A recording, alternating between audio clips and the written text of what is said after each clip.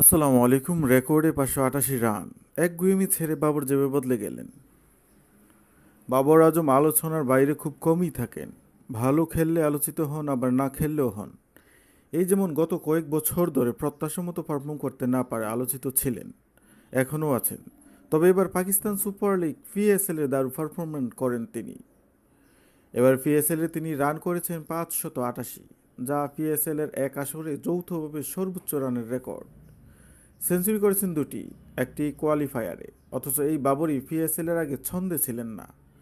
ফর্মের কারণে নানা প্রশ্নে জর্জরিত ছিলেন। তাহলে এবার কীভাবে বদলে গেলেন? বদলের গল্প জানার আগে বাবর কিসের মধ্যে দিয়ে গেছেন সেটা আরেকবার স্মরণ করা যাক। পাকিস্তানের সাবেক এই অধিনায়ক টি-20 বিশ্বকাপ স্কোয়াডে ছিলেন ঠিকই, কিন্তু প্রধান কোচ মাইক হ্যান্সের কাছ থেকে কড়া বার্তা শুনতে হয়েছিল যে পাওয়ার প্লেতে তার স্ট্রাইক রেট দলের চাহিদা পূরণ করতে পারছে না। এমনকি নামিবিয়ার বিপক্ষে ম্যাচ টপ অর্ডারে ভালো শুরু করায় তাকে ব্যাটিংয়ে নামার প্রয়োজনও মনে করেনি দল। 6 ম্যাচে ব্যাটিং করে রান করেছিলেন মাত্র 91 রান। তার স্ট্রাইক রেট ছিল মাত্র 112.34। এটি নিয়ে তখন অনেক আলোচনা হয়েছে। অনেকেই বলেছেন ক্যারিয়ারের বাজে সময় বাবরের বড় শত্রু ছিল তার একগুঁয়েমি।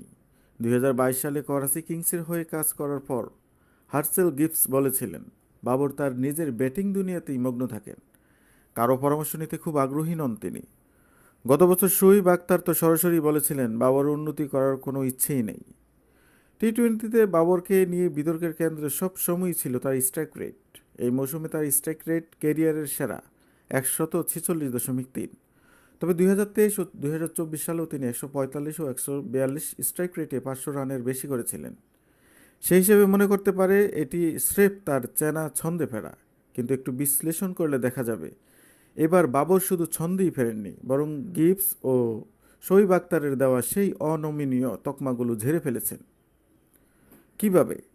গত 2 আসরে বাবরের ব্যাটিং একটি নির্দিষ্ট ধরন ছিল। পাওয়ার প্লেতে পেসারদের বিপক্ষে তার স্ট্রাইক রেট বেশ ভালো ছিল, 155 ও 151।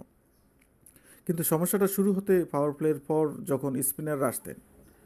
স্পিনাররা লেংথ খুঁজে পেলে বাবর কার্যত হাত পা গুটিয়ে নিতেন। শুধু শর্ট বল ফেলেই কাট বা ফুল করে বাউন্ডারি বের করতে পারতেন। এবছর সেখানেই এসেছে বড় পরিবর্তন। স্পিনারদের ইন বিটুইন লেংথ বা গুড লেংথ থেকে রান বের করার উপায় খুঁজে পেয়েছেন Babar Azam. PSL spin 4-6 metre লেংথের বল 2023 ও 2025 সাল পর্যন্ত বাবরকে স্ট্রাইক রেট ছিল বেশ কম, 104.20, 98.10 এবং 108.30। এই 3 বছরে এই লেন্থের বল তার রান ছিল সাকুল্যে মাত্র 181 রান। সেখানে এবার এক আসরেই করেছেন 180, আর স্ট্রাইক রেট 150, গড়টাও আকাশচুম্বী 90। কোন কৌশলে খেলছেন?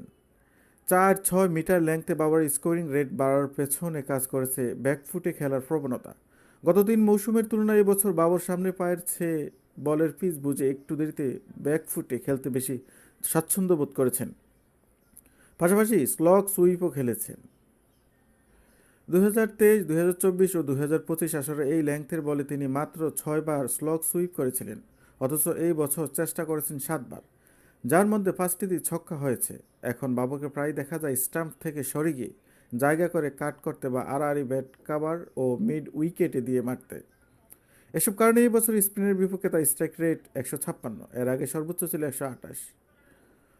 অবশ্যই স্পিনের উপর বাড়তি জোর দিতে গিয়ে ফেসের বিপক্ষে বাবরের স্ট্রাইক রেট কিছুটা কমেছে, 148 থেকে 136। তবে মোটের উপর যে ইতিবাচক পরিবর্তন ঘটেছে তা তো পরিসংখ্যানই বলেছে।